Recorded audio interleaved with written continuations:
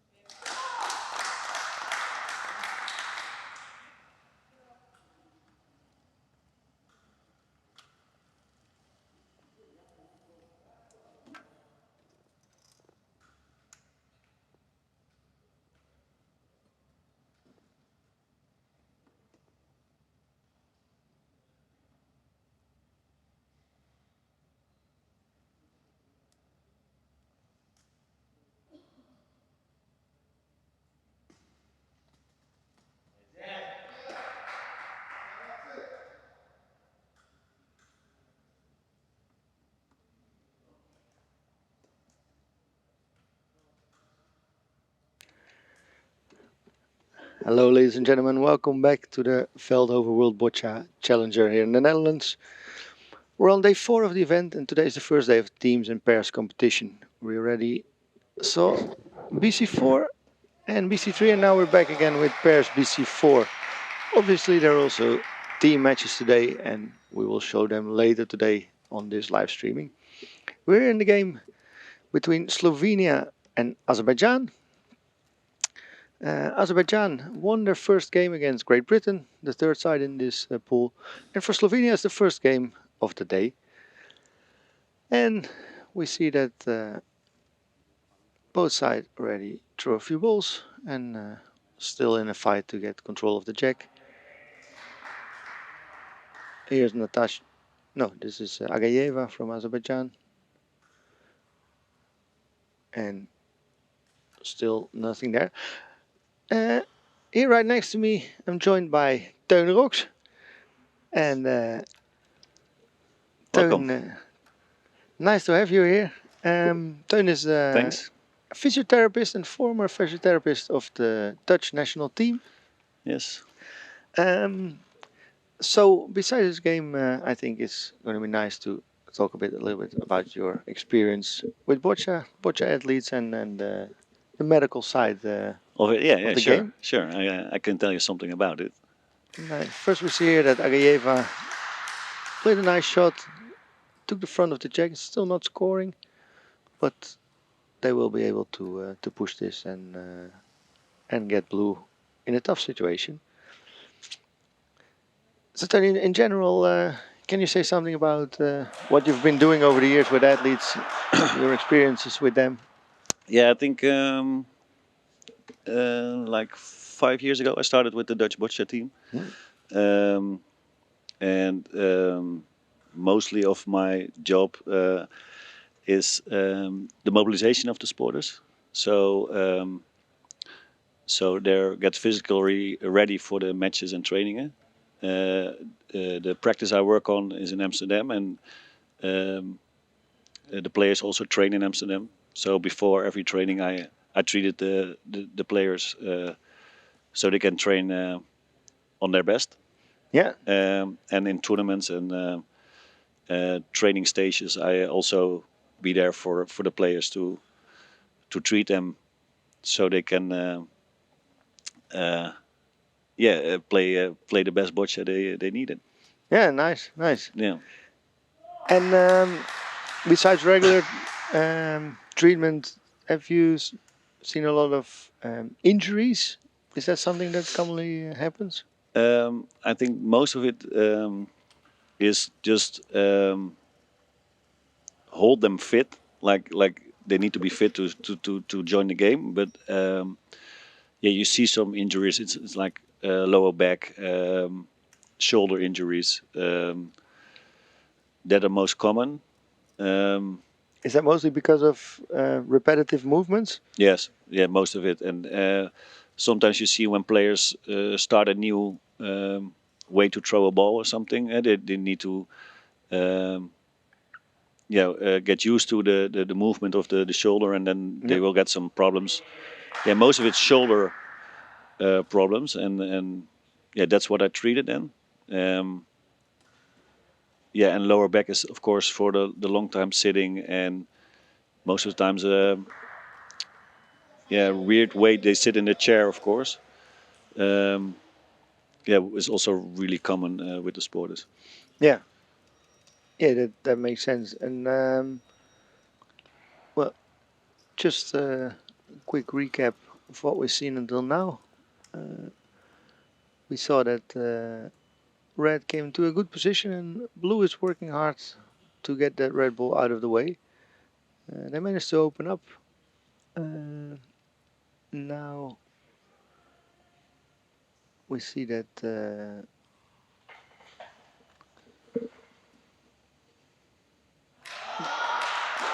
here Agayeva has a line to the check. For Vaisalov it's difficult. So she's trying to get there. Ooh. Oh, almost. Ball just bumped off.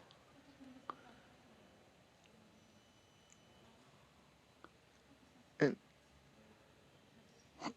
I think she will need to try again, because for Vaisalov it's still difficult. But they're still considering it. And then, so you were speaking about mobilization and treatment. Have you also done something in prevention, injury prevention by specific training? I think the physical part is the last years was really we really build it up, so that there's a lot of more prevention training to build up strength, so they get less injuries. That we do with also some coaches of the boccia. Yeah. Yeah, and we manage it together with the physiotherapist. So I think prevention in sport is a really important thing to get less injuries in common. So I think if you compare it with 5-6 years ago, you can tell me better. There's a lot more strength training, stretching. Yeah, definitely. All players have their own regular things to do before a game to get fit. Yeah. Now remember when I started as a coach in boccia around 2010, athletes didn't really used to do any physical training. No. They just threw balls. And coming from a sports background, I was a bit surprised with that, and I thought, well, shouldn't we do something? But I was not really experienced in boccia either. And in that time, when I asked physiotherapists or even rehab doctors, they said, no, you need to be very careful, because with spasticity, if you get stronger, the spasticity can get worse, and it's maybe not a good idea. What's your view on that now? I think it's good to do it but it's the way you do it. It's not important that you train with the most weights or the most repetitions. It's what you have to give the players what they need, and if you do it in good conversation with the player, and you get a sheet and they tell you what's the reaction on the training. Do you get more specificity or not? Then you have a good way to build up a training. And as we see in the game, they got a advance of it. Yeah, so the monitoring of what you do is very important. Yeah. Nice. So for me, it's clear they need to do physical practice. Yeah. Last ball here for Azerbaijan. Wow, fantastic So- shot. They were scoring one. Red Bull was very close. And maybe it was a little bit risky, but they took out that Red Bull So, with a lot of power in that shot. And suddenly the score is 4 for blue. This is what you typically see in boccia. One ball can really change everything. And that's why when the end is a little bit close, you always want to try to have that last ball. Because with the last ball you can really mix up a game. 4 for blue, great start for Azerbaijan, especially after winning their first match. In that match they also took an early lead. Didn't really give Great Britain a chance to fight back. And here they are again, up 4-0. We can have a quick look on the other court. And we have Turkey against Spain. And we see that Turkey scored 2 points there in the first end. That's good for them. They lost the first game with Ukraine, 12-0. So they will need a result against Spain to have a chance to pass in this competition.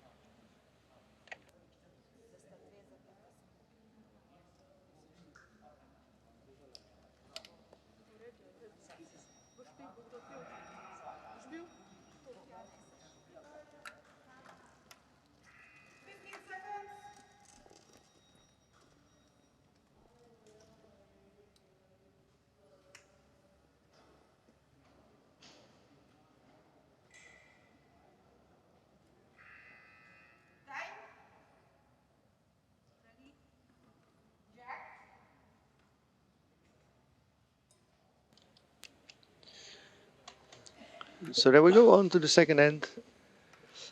Azerbaijan to start. They stole 4 points in Slovenia's end, so great start for them. With 4-0 after one end, the game is all but played. There are still 3 ends to come. So for Slovenia it will be really important to start winning ends. And if they can do that, scoring a point here or there may get them back into the game. This is a good start from Azerbaijan. Nice first ball, covering the front of the jack. And Slovenia will need to push that ball away. Then we spoke about some kind of treatment. Yeah. You were also known and maybe even famous for a device that was commonly called the gun. the gun, yeah. Can Yeah. you tell something about It's my that? nickname. Yeah. A colleague of me, he had a massage gun. Yeah. And we did some experience with the players. So try some treatment and how they react on it. And most of the players really felt better with a few minutes with the gun. So that's a thing we still do. I think Pim also still do it. And as for us, is it a luxury way to give a massage? So So you don't need to use your hands a lot anymore. Don't use your hands. And most of the time the mobilizations are pretty tough because it's hard work. Yeah. Because the specificity is really stiff and You really need full force to get through that. Yeah. So then after the mobilizations, use the gun is a good way for the treatment. Yeah. And what I said, the players with the feedback we get, they said it really helped for a better muscle feeling. Yeah, nice. We see that Slovenia opened up the situation and then missed the check, and Azerbaijan got to the check right away with their second ball. So Slovenia now in a tough spot. That blue ball is pretty well protected by the check and the red ball, and the red ball is blocked again by the blue ball. So that blue one will not move a lot. Let's see if they can get some movement in the jack or maybe in the blue ball to create space, because they'll need it when you're 4-0 down in a 4-end match. You really want to win the next end. That's a nice shot, pushing the blue and the red away, so that now the blue ball in front can move again. It's not blocked anymore by the red, and there's a red ball behind the situation. So there's something that they can work with again. You remember the gun situation in Canada with the Brazilian team? I do. Maybe they're watching us right now. So they bought our gun because they were so excited about it. And I saw him in some tournaments afterwards, and he used it a lot as well. Yeah, I hear that it's still in use. So That was nice. That's a good story. And what do you think? Because you were in the Dutch team in the luxury position, that there was always a physiotherapist in the training and in the tournaments. Not all countries have that luxury. No. Is it also something that an assistant or an athlete themselves can use without the specific physiotherapy knowledge? I think for the mobilizations, for sure. I think the player needs to tell the one who do the mobilizations to say them to get how far the mobilization can be because of the specificity. But for me as a physiotherapist, I treat them every week, like 3 or 4 times a week. So you know the player, you know what they needed, and I think that's why a physiotherapist is like how you call it. They know better how the player is feeling than if you do it only with a tournament 3 or 4 times. So the mobilization is quite a specific thing. Yeah, it is a specific thing. And what about the gun? The gun can do everyone. Yeah? Yeah, it's... Oh, great shot here. Yeah, I saw. Slovenia stacked it up nicely. Got a red ball on top of the situation.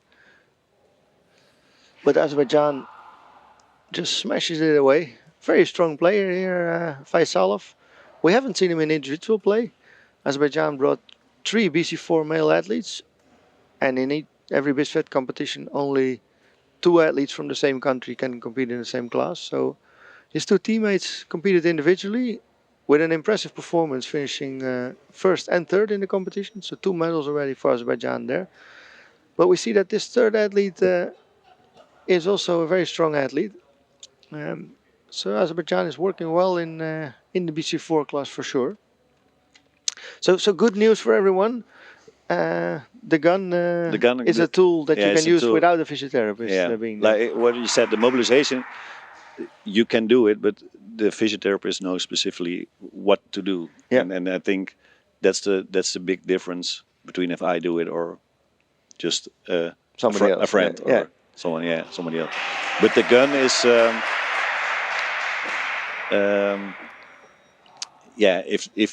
if the player tells which muscle, the gun will do the work. So that sounds good. yeah. So that that can do everyone.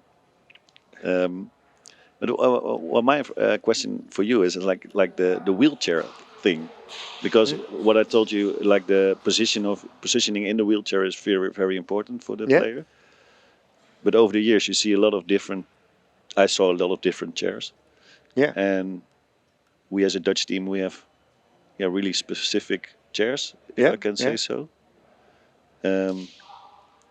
How do you look at the positioning of the players? Sometimes I think this will be, if you have about prevention, this can get a lot of injuries because of the positioning. Yeah, for sure. And we've been focusing on that a lot in the Netherlands. I know. Since a few years, we have a movement technologist working with us on that, and I think that has helped a lot in positioning in the chair, but also making the chairs more stable. And improving the game, of course. Yeah, and that definitely improves the game because we see that, especially when you're using the underarm throw, basically it's an uncomfortable position. You need to lean over to avoid your wheel. So a very simple thing is really to take the rim of the wheel so that you don't need to lean so far to avoid it. For some athletes that make it may make it difficult to drive, but we see that most athletes can handle that pretty well. But then with strapping, with the specific position of the backrest, yeah, we see that all makes a lot of difference, and the stability of the chair can prevent a lot of loss in throwing distance, yeah. because that energy goes into movement of the chair instead of movement of the ball. So yeah, for us it's an area of continuous work. Yeah, what I see is when they change of chair, they get some injuries pretty quick in beginning, but they get used to it because they do it like 4 or 5 times a week. Yep. But it needs a little bit of build up to get used to the chair, and I think then it's a good way to. Yeah, I think in general changing chair is a process that you need to schedule some time for. Yeah. It's not something to do. It's not from close the other from day to major the other. championships, because Yeah.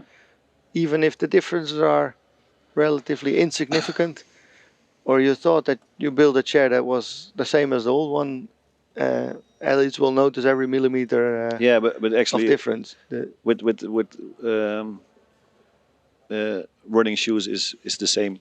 Yeah, and in like cyclists, you hear it a lot. Cyclist is also the same. Yeah. They move their seat a millimeter higher or lower, and low, they get more low back pain or. yeah, and they feel that it makes a difference. So I think in boccia it's the same, and I think in the end, to become very good at it, you need to spend a lot of hours doing it, and not having pain or getting extra tired because it's a difficult position. Makes that you can do those extra hours. So I think it's an important aspect of a performance program.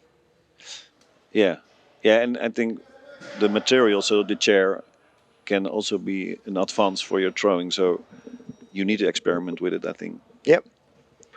Meanwhile, we see that Slovenia has run out of balls. It seems that they are scoring one at this moment, and Azerbaijan has the last ball. And Agayeva is going to play it. She has 2 blue balls in front of her. She could place it, or she could push them. She goes for a placement shot, and that seems to be good. Looks like it's one for blue.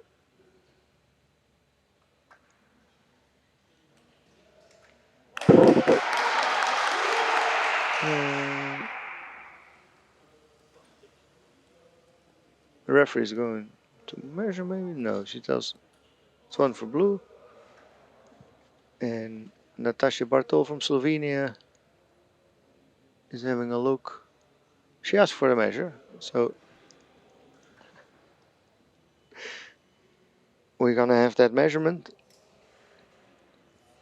Was a very important shot. If it's good, we go to 5-0, which is a comfortable lead with 2 ends to go.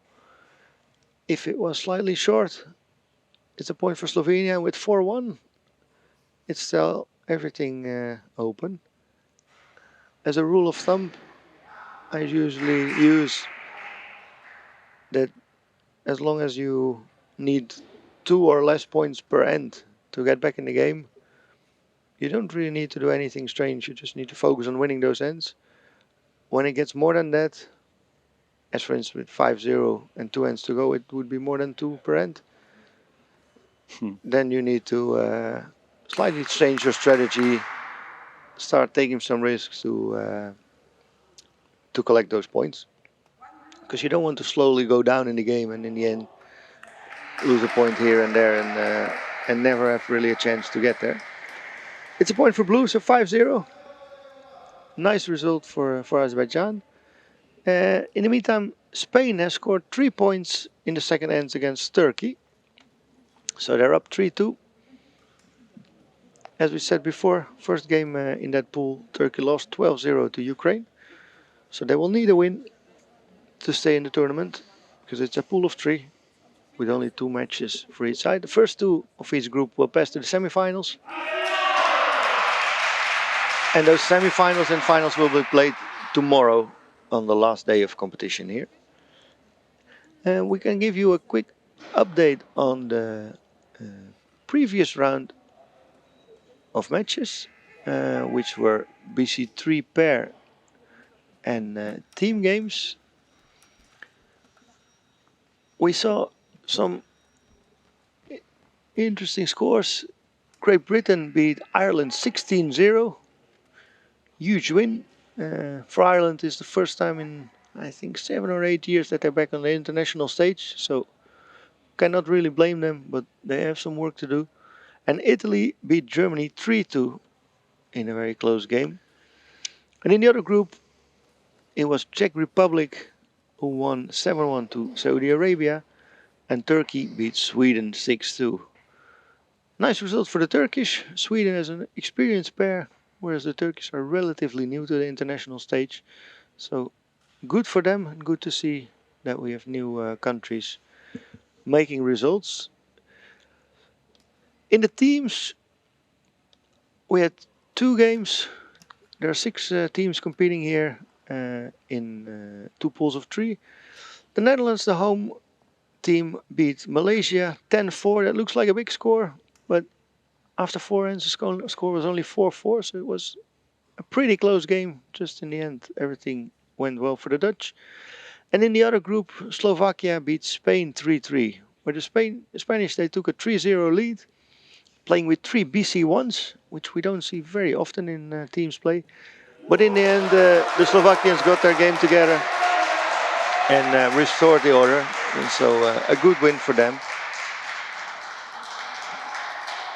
Back to the game that we have here.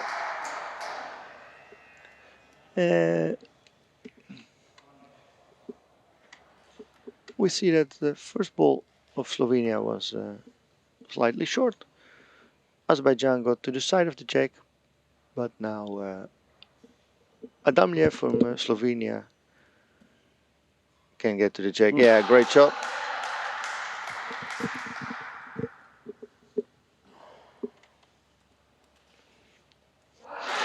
In this situation with a 5-0 lead, Azerbaijan will not try to do any fancy stuff, just play straightforward boccia when there's a ball in front of the jack. Open it up, and when you can see the jack, get there. As long as you keep doing that, you cannot really get into trouble. And I expect that if they get into trouble, they will play a bit more defensive, since there's no harm in losing 1 or 2 points here and still control the game.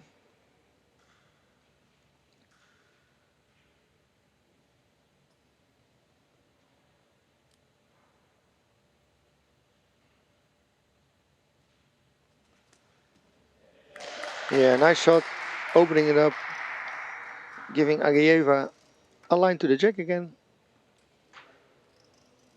Quite a lot of space to get there, so well played. Then I know you've also been involved in other high-performance sports programs and have been to other events. Yes. Is there something you can tell about things in boccia events that you notice are different than in other competitions? Obviously, it's a different sport, it's different people, but what are the similarities or differences that you see? It's a good question. I think like the same is like performing on the top levels the teams do. So there's always a high sport culture with very lots of fanatic people, coaches, physiotherapy colleagues. So that's good to see. Yeah, for me, it's the most different thing is in which country it is. So you see a difference in organizations and in hotels and training stages. And for me as physiotherapist, the options you have to give treatment. So I have in very weird positions and places to give some players a treatment. And in very good circumstances to give a treatment. So that's I think that's for my job the most difference. And then of course if you've been in Asia you have other food than you've been in Europe. But that that is something before you go to some tournaments. So yeah, of course. But for my job is that the most Ooh, quite a miss there by Bartol. But it's also nice to see the differences. Yeah, for sure, for sure. And well, you've been involved in boccia for quite some years. Traveled the world. Yeah. You went to the Paralympic Games. Now we have a competition in the Netherlands for the first time. Yeah. You're here as a visitor today. Yeah. Because you're not involved in the national team anymore. What's your what do you see? Impressive. I was here with the training stage with the Dutch team a year ago, I think. So I knew the hall and everything. I saw it, but not in a tournament setting. So no, I'm really surprised what I see, and I think everything is really good organized. I don't taste the food yet, but I can tell you more about it in an hour. But no. I think do it every year. I said to you before. Yeah, that would be a nice thing. Yeah, it's the setup is really big. So yeah, what I said, surprised and for now good to see. Nice. We see that Slovenia is not doing very well. They have trouble finding their check. And they played all their balls on a situation that didn't seem so hard to solve. So here the game is being decided. Azerbaijan has still 3 balls left. While they're still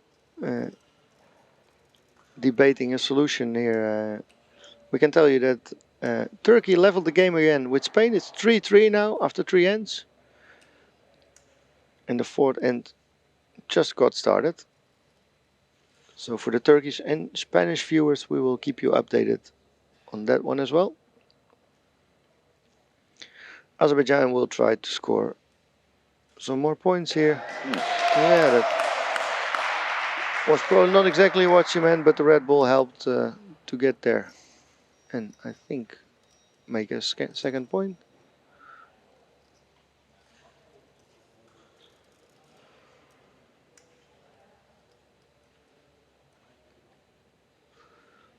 Still 2 balls to play. She could either go into that gap, push the blue ones a little bit. Everything is possible. The reds are also helping there. Yeah, that's a bit of both. Doesn't really have the line or speed to score.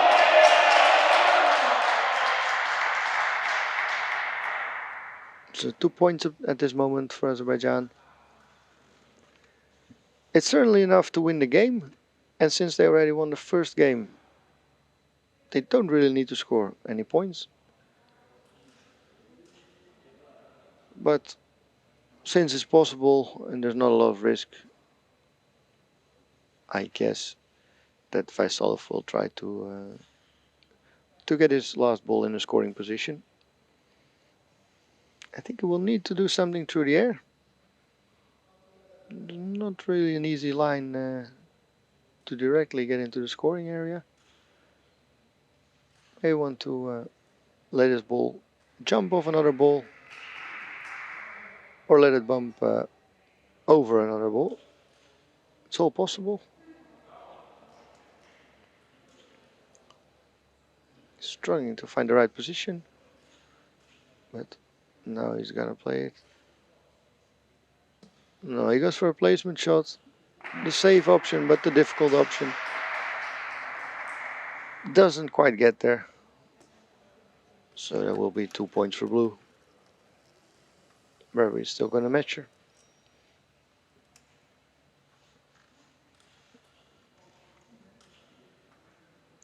What's the other team in this pool?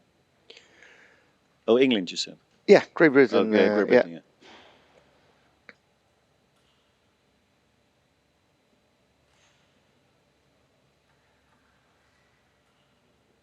Perhaps while the referee is doing the measurement and we get the 1 minute break, we can quickly have a look at court number 5. Because there the Spanish and the Turkish are in a very close battle in the last end.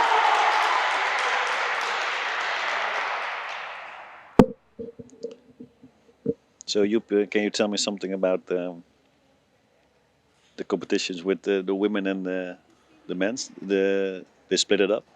Yes. And how do you see it? Or yeah, it's now a year, I think, something after. Yeah, we've seen some Tokyo, events now, so I like it. I think we see that women now have a fairer competition and a more level playing field. So I think it's a good development. And then we see that the level of competition is good. There are a lot of new female athletes that probably wouldn't have got the chance before. So are there also differences in the teams or not? Yeah, the teams are now really mixed teams and pairs. So there's always You need a male and a female athlete on court in every class. And before it was also okay when there's a female on the. The female athlete needed to play one end at least. Oh, so that's quite a difference. We saw on court 5 that the game was still pretty close. Spain trying to solve it. And they still didn't do it. So they have 2 balls left. The Turkish have 2 balls left as well.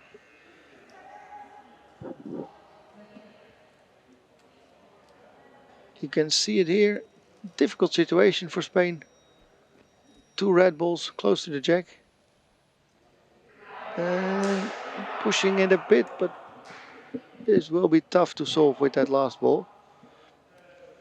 Maybe we can stay here for a little moment to see the conclusion of the game.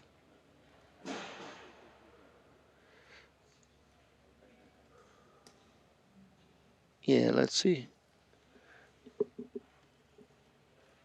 1 more ball left for the Spanish. I kind of expected the Spanish to beat the Turkish, but apparently the Turkish have recovered well from their 12-0 loss with Ukraine. They didn't make much in that game happening, but this must have been better to get in this position. Last ball for Spain. No, that's not it. So Turkey is going to win this game. Very good result for them. They will depend now on Ukraine to see if they also beat the Spanish, and then the Turkish have a real chance to pass to the next round. Back to the game on court 6 between Azerbaijan and Slovenia. Azerbaijan missed the first ball, open line, and Natasha Bartol uses that well. It's still with some distance from the jack, but it covers the front. We can hear that the Turkish are very, very happy with their win.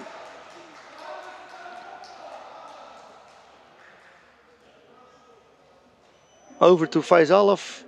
He may still get to the jack. Yeah, that red one was a little bit in his line, so bumped off. He got to the jack, not really to the front of it.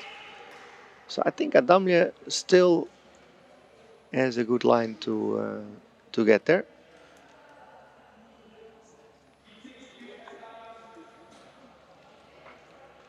Still considering the options, Bartol could also push the red.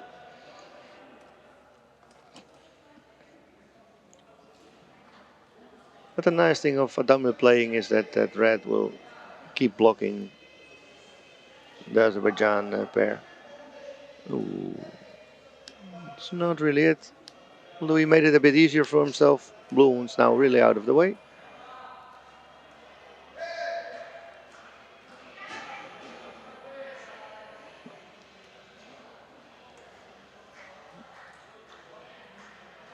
For the situation in the pool, it doesn't really matter what happens here. Slovenia can only score 6 points in this end, so they can never win the game unless Azerbaijan would commit a violation, and there would be penalty balls. But that's not very common, so we really don't expect that. Ooh, this is another miss by Bartol. has missed quite some relatively easy shots. And when you do that, you're not going to win games like this with a pretty stable Azerbaijan pair. Now Adamlu is going to try again. Should be able to get to the jack here. Yeah, line was good. Pace was just a bit too fast, so he pushed the jack a bit and still not in a scoring position. But he can now push his red. That should not be a problem for him.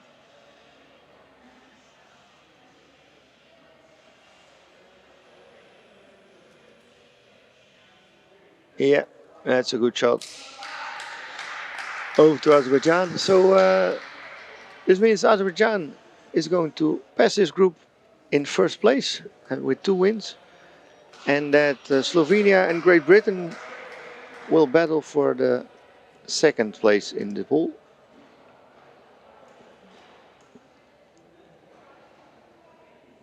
In the other pool, we have Ukraine and Turkey, who both won a match, and Ukraine will play Spain in the last game. So if Ukraine wins, then Turkey will pass as second. If Spain wins that game, then most likely they will pass together with Ukraine, and Turkey will be out. So Spain still has it in their own hands, but it will be a tough game with the Ukrainians, who are ranked first in this event. And even though they have not been able to practice together, residing in different countries at this moment, they came out with a strong performance this morning. So that will be a tough one for the Spanish. Azerbaijan is still looking to score a point here. They have 3 balls left against 1 for Slovenia.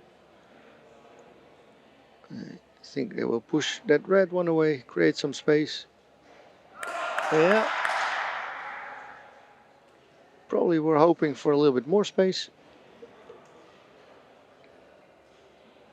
The blue balls are maybe helpful. Faisalov can probably push them, but it's not a very easy shot. He could also knock that red one out, like we saw in the first end. It's a bit of both. Hitting both red and blue. The referee needs to measure now to see who's going to play their last ball first. Both sides still have 1 ball.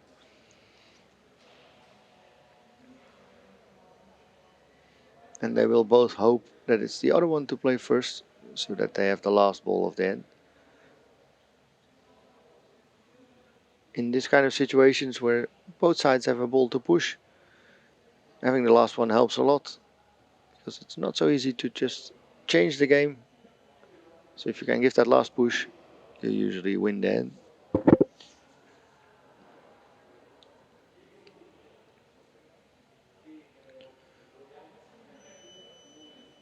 Referee measures, it's blue to play.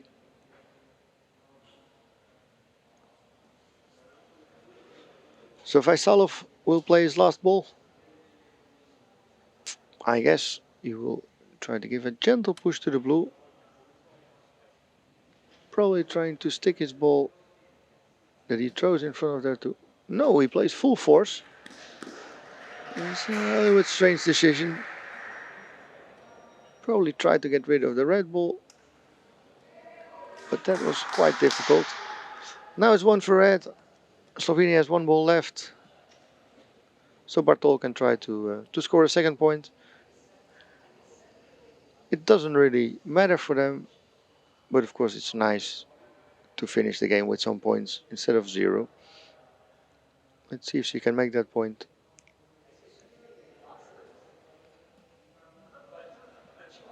No, it's too short. So 1 for red and a 7-1 victory for Azerbaijan. And by that we conclude this round of matches. The other game between Turkey and Spain was already finished. And in the next round, we're going to see pairs bc3 and teams again.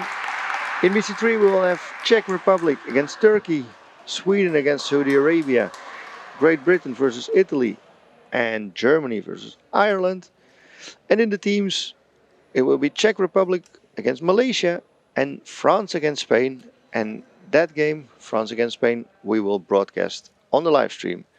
So hopefully, See You Back will continue at 2:30 local time. So in around 1.5 hours.